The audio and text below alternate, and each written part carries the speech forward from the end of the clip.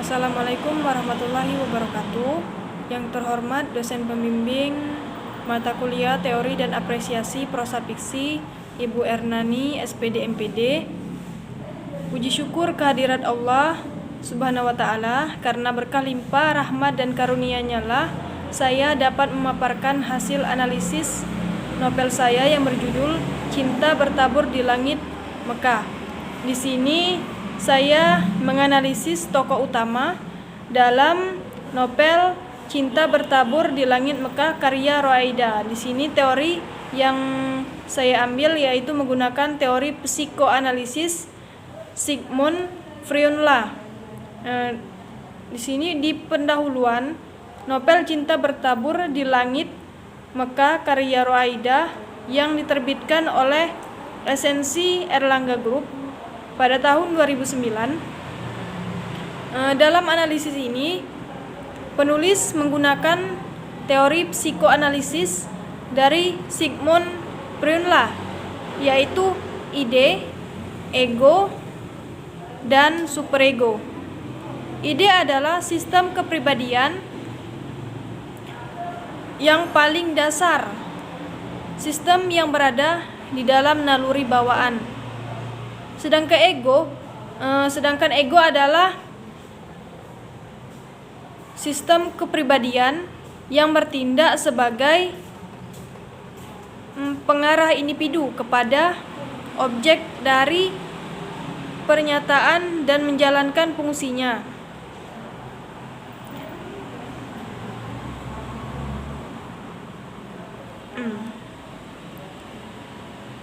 Lalu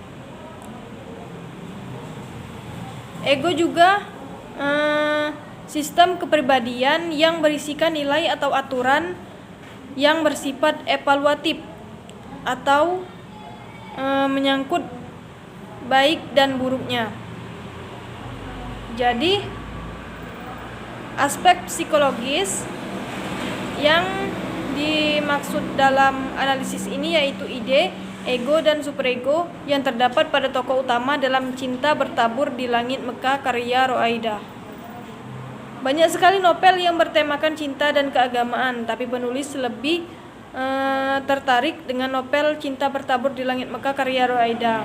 Alasannya, yang melatar belakangi penulis memilih novel Cinta Bertabur di Langit Mekah karya Roaida ini ialah di dalam novel ini sangat menarik untuk dianalisis. Mengapa? Karena di dalam novel ini mengandung cinta dan juga keagamaan. Di sini dalam novel ini menceritakan tentang pengalaman hidup seseorang tokoh utama yang bernama Rada. Rada adalah seorang gadis yang selalu berhasil dalam hidupnya. Akan tetapi dia merasakan kejenuhan yang teramat sangat terhadap urusan dunia, sehingga dia mengambil keputusan untuk berlabuh ke tanah Mekah untuk menunaikan ibadah haji di kota suci Mekah. Tertambat harapan untuk meluahkan segala kerinduan dan berharap terjawab semua impiannya di tanah suci ini, untuk menemukan dunia baru dalam kehampaannya. Pertemuan kebetulan yang sering terjadi di antara mereka ternyata antara Rada dan Yusuf ternyata menumbuhkan benih-benih cinta di dalam hati mereka masing-masing. Taburan jemaah haji dan Gemintang Langit Mekah menjadi saksi ketika Yusuf melamar Rada untuk menjadi istrinya. Lalu selanjutnya di sini perwatakan tokoh utama dalam novel Cinta Bertabur di Langit Mekah karya Roaida, karena setiap pembahasan selalu dihadirkan tokoh-tokoh dengan karakteristik pribadi tokoh yang beragam. Pemilihan Nobel Cinta Bertabur di Langit Mekah karya Roaida ini menjadi objek penelitian dikarenakan oleh beberapa alasan. Pertama, Nobel Cinta Bertabur di Langit Mekah karya Roaida ini merupakan Nobel yang bertemakan percintaan dan juga keagamaan yang diterbitkan oleh Esensi Erlangga Group pada tahun 2009. Lalu yang kedua, Nobel Cinta Bertabur di Langit Mekah karya Roaida ini menggambarkan tokoh yang memiliki beragam sifat atau tingkah laku yang berbeda dari setiap tokohnya. Kajian terdahulu yang relevan lainnya yaitu berjudul Aspek Kemandirian Tokoh Raihana dalam Nobel Pudarnya Pesona Cleopatra karya Habibur Rahman El-Shirazi, tinjauan psikologi sastra. Di sini sinopsis dalam Nobel Cinta Bertabur di Langit Mekah karya Roaida.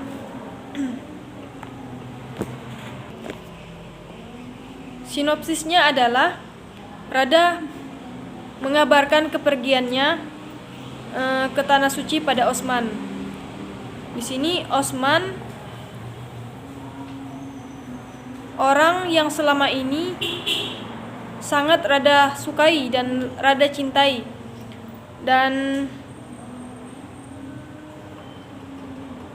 namun beberapa bulan menjelang keberangkatannya dia yakin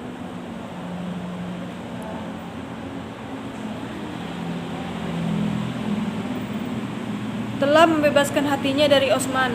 Rada tidak pernah melupakan Osman, pria yang telah memikat hatinya selama bertahun-tahun. Sayang, cintanya tidak kunjung berbalas. Lelah dengan kehidupan duniawi, ia pun memutuskan untuk bersimpuh di Tanah Suci Mekah bersama kedua orang tuanya. Rada mengalami beberapa kejadian menarik dan penuh makna selain menunaikan ibadah haji bersama orang tuanya.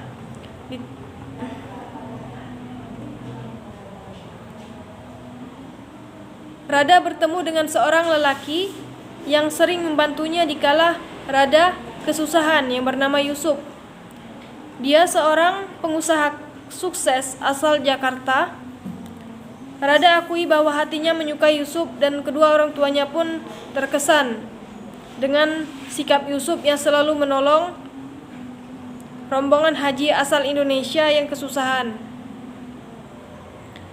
Saat sedang berjalan-jalan di pasar bersama kedua orang tuanya, ada sebuah suara yang tak jauh di samping Rada memanggilnya. Rada pun menoleh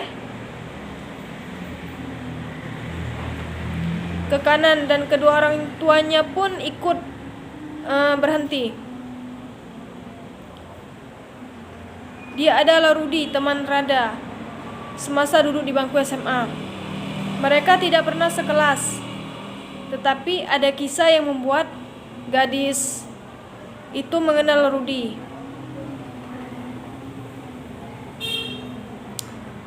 Awal pertemuan Rada dengan Rudi di Mekah hanya diisi dengan pertanyaan-pertanyaan sederhana. Namun setelah seringnya mereka berjumpa di Mekah, Rudi menagih kembali jawaban Rada atas pertanyaan cintanya dan mengajak Rada untuk menikah. Tetapi di sini Rada menolak Rudi dengan halus, dan Rada juga berdoa semoga Rudi bisa menerima jawabannya dengan ikhlas dan mendapatkan sosok pengganti Rada yang lebih cocok untuk Rudi.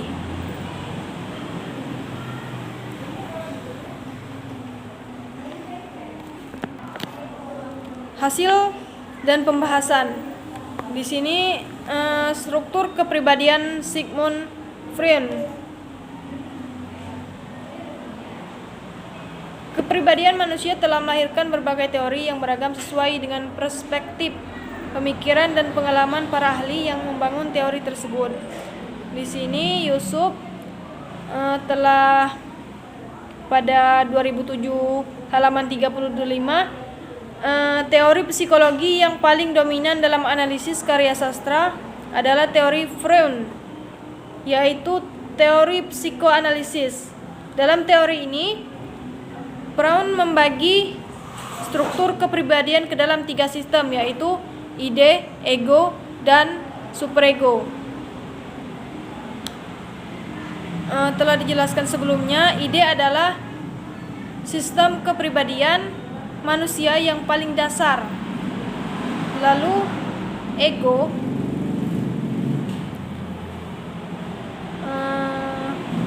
adalah terletak di antara alam sadar dan tak sadar yang bertugas sebagai penengah yang mendamaikan tuntunan dan larangan superego. Lalu selanjutnya superego.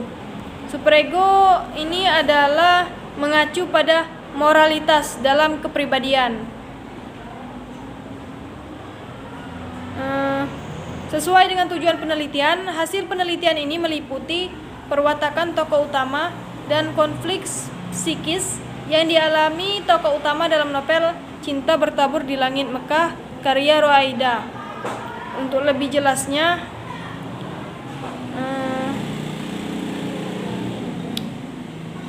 wujud perwatakan tokoh utama dalam novel Cinta Bertabur di Langit Mekah karya Roaida ini yaitu seorang gadis yang bernama Rada.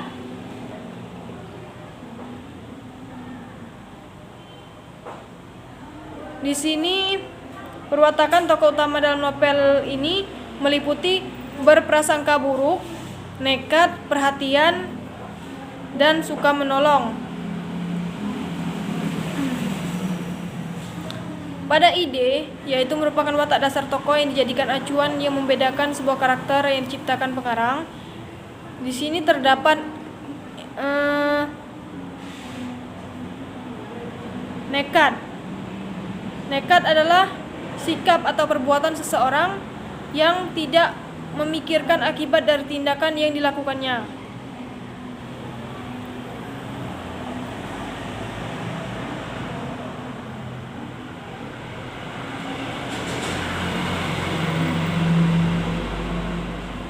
Di sini perwatakan nekat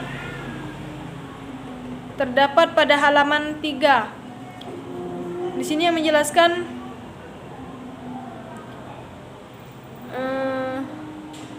watak nekat pada Rada yang hendak memantapkan dirinya untuk beribadah ke tanah suci Mekah dan melupakan sejenak urusan atau masalah duniawi, dan Rada ingin menemukan dunia baru dalam kehidupannya saat beribadah. Lalu yang pada ide yang kedua, yaitu berprasangka buruk. Di sini terdapat pada halaman 58 dan 59. Di sini pada 58 yaitu yang berprasangka buruk merupakan prasangka yang menganggap semua hal itu buruk, yang belum tentu itu adalah buruk. Di sini Rada berprasangka buruk terhadap para pria di lift maktab. Rada berpikiran buruk bahwa para pria itu akan melakukan tindakan kriminal terhadapnya. Di sini contoh.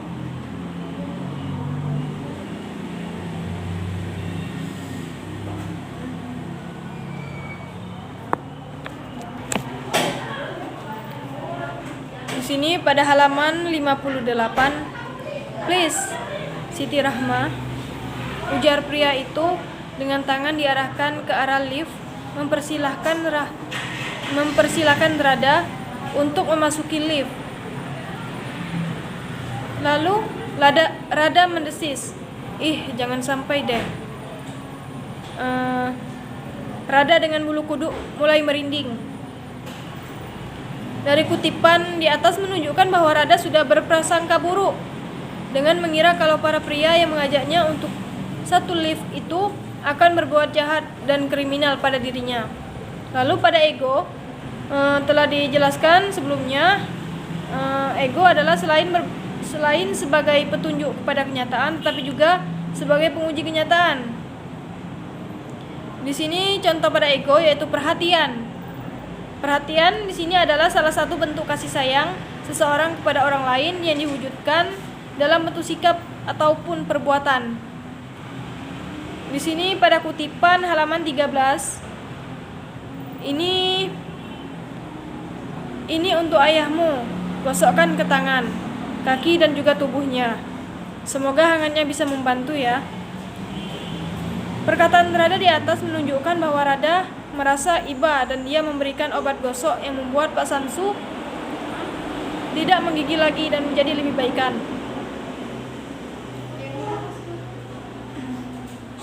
Lalu selanjutnya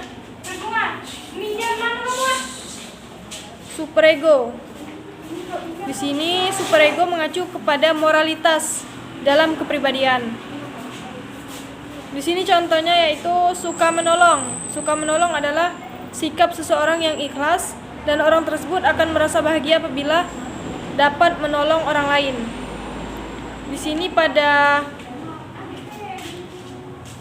halaman 84 dan 85 pada novel Assalamualaikum. Seseorang di belakang mereka memberi salam. Oh, waalaikumsalam. Nak Yusuf, jawab Bu Amia. Iya Bu, Pak dan Rada. Yusuf, ada masalah yang bisa saya bantu? Rada langsung menceritakan pada Yusuf pokok permasalahan yang sedang terjadi.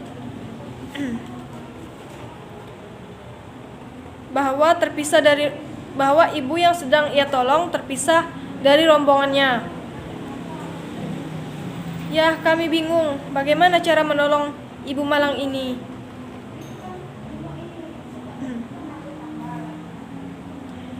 Di sini kesimpulan, teori psikologi yang paling dominan dalam analisis karya sastra adalah teori Freud, yaitu psikoanalisis. Dalam teori psikoanalisis ini, Freud membagi struktur kepribadian ke dalam 3 sistem, yaitu ide, ego, dan superego. Ketiganya memiliki fungsi kelengkapan prinsip-prinsip operasi dinamisme dan mekanismenya masing-masing.